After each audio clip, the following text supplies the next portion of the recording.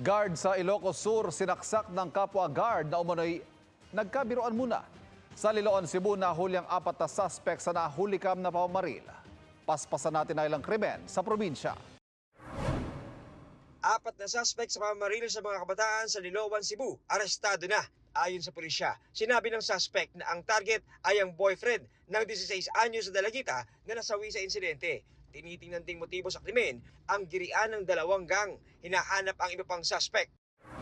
Biruan ng 2 security guards sa Vigan, Ilocos Sur na uwi sa panalaksak.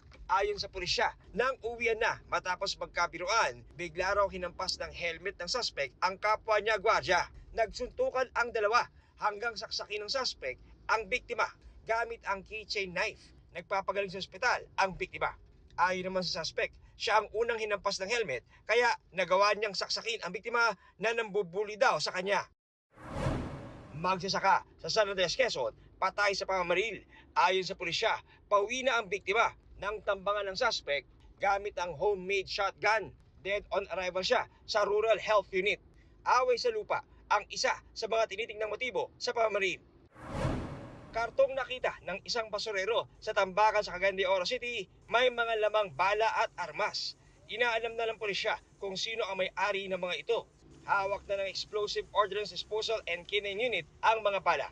Para sa GMA Integrated News, John Consulta, nakatutok 24 oras.